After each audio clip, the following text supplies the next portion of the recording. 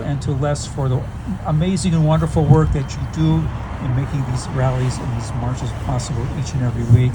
And I can't avoid a shout out to two Olim Chadashim, the newest immigrants, at least that I know, in Israel, which are Sharon and Bob Efron. Kol hakavod to you, becoming Olim Chadashim this past week. As I already mentioned, it was a great pleasure to be able to be a part of a large delegation to visit Israel, 250 colleagues, Rabbi Small amongst them. Rabbi Small is here, Rabbi Garber as well. And what I would like to summarize as being the experience that we had, from my eyes at least, was a nation and a country that was determined to move from Shiva, not only the Shiva, the 7th of October, but that sense of mourning that Shiva represents, to Shmona, to the day after, to a rebirth of life in so many ways. And I would like to simply share a single vignette that, in my mind, it captures that spirit very powerfully. This took place in the kibbutz Ruchama in the Negev on the border. That particular kibbutz was spared from the Hamas attack of October 7th, though it remains, of course, very vulnerable with its location.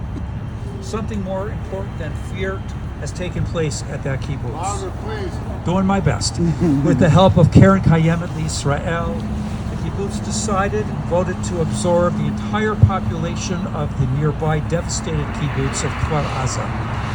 That kibbutz remains quite devastated. Its inhabitants have been located in temporary fashion around the country, but Ruchama is going to take all of them in.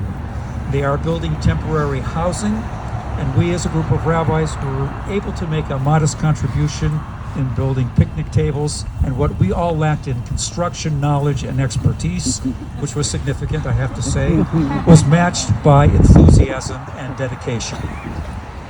A bit to the side of simple one-story homes that are being built was something different. A modest but clearly larger building, a white-colored tower that was going up. When we asked what it was, we were told very simply, this building is being reserved for the 5 remaining hostages of Kfar Aza for when they return, dedicated specifically for them.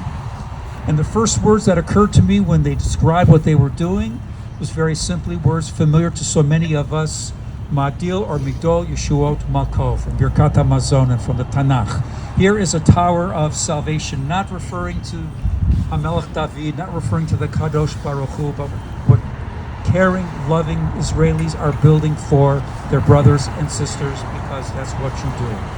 In my mind, this is not just Kol Yisrael Arivim Zebazeh. This is not about Jews feeling responsible for each other.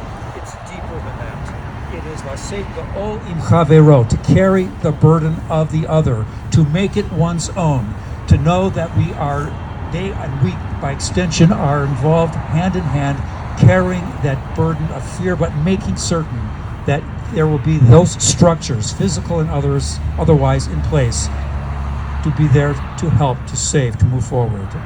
It occurred to me as well, what kind of a people says we are building a building not for if they shall return, but when they will return, confident that that will happen, prepared to be in that location and in that setting, ready for when that time occurs.